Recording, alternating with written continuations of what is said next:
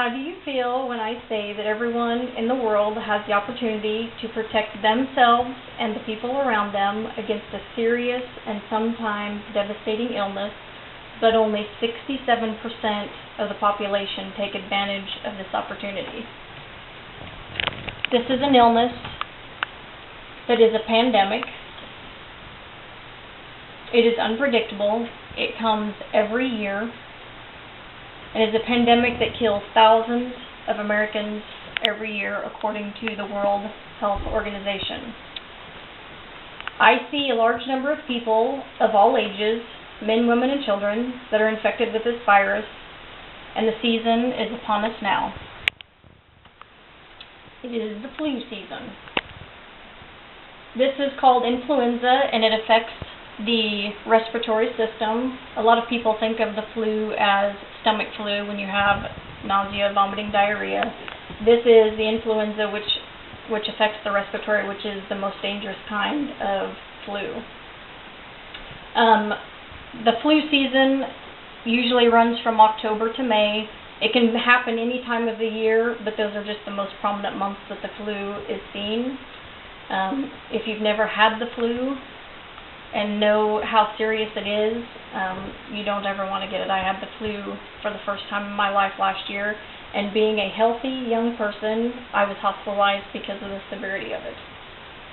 When I'm finished with my presentation, I hope to have persuaded everybody to get a flu vaccine for this flu season and every flu season afterwards if you have not already done so.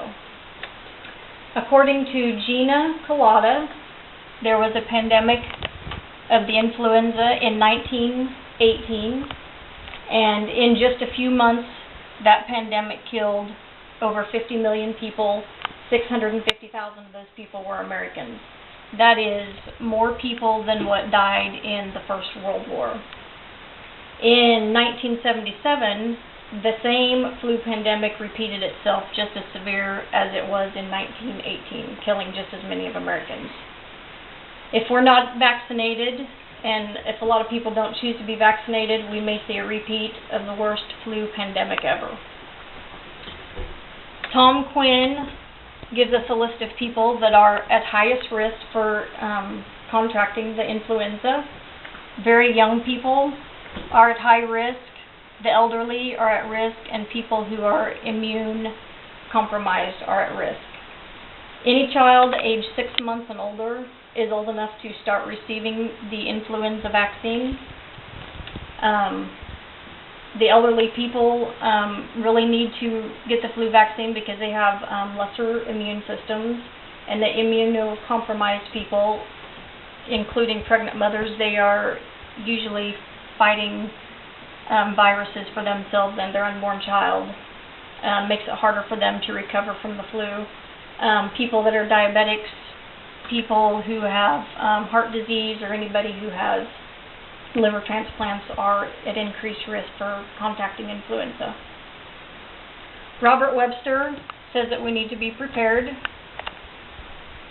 Every year there's a new vaccine made for the type of influenza that is prominent for that season. Vaccines are made to prevent illness and death. And there's a myth that a lot of people say they don't get the flu shots because the flu shots give them the flu. And that is not true. Flu shots cannot give you the flu because they are not made with live viruses. If somebody gets the flu shortly after they receive the flu shot, it's because they have been pre-exposed to somebody who has the flu, and the virus lays in your body system for 2 weeks before it presents with its symptoms. The flu vaccines are safe and they have little side effects to them. The most side effects people may have a little bit of a low-grade temp, and they sometimes have soreness at injection sites. And the vaccines are made to protect against the 4 most common strains of influenza. The strains are different every year, but the 4 most common ones usually run along with the second part of the strain. Flu vaccines do not protect against the stomach flu, just the respiratory influenza. According to the World Health Organization, there are different types of vaccines. The IM injections is the most common. It's what most people receive. It's a shot that they give into the muscle in the arm. The other kind is a nasal spray. The requirements for that is you have to be 2 years old to age 49 years old with no underlying health problems to be able to receive the nasal mist. The third kind is the intradermal injection, and it can only be given between 18 years and 64 years. It's similar to the IM injections, only it's with a very small needle, and it just is injected under the skin. There are many reasons to get vaccinated for the flu, and I've just pointed out a couple of them. To protect yourself, to protect your family and the people around you, whether it be coworkers or friends, anybody that you're around. If you should happen to get influenza, your sick time is at least 1 week, and that is if you are taking Tamiflu, which is the medication, the antiviral medication that will help you to get over the symptoms. 2 weeks if you're untreated. You miss school, you miss work, and then you get really behind on everything. And the recovery after you're better can take up to a month before you totally feel back to normal again.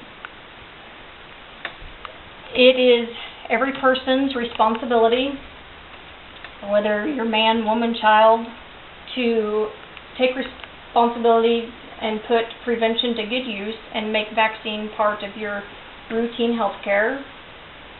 You will make a difference in your community. If you get the vaccine, it helps to prevent spread, but you have to get it every year.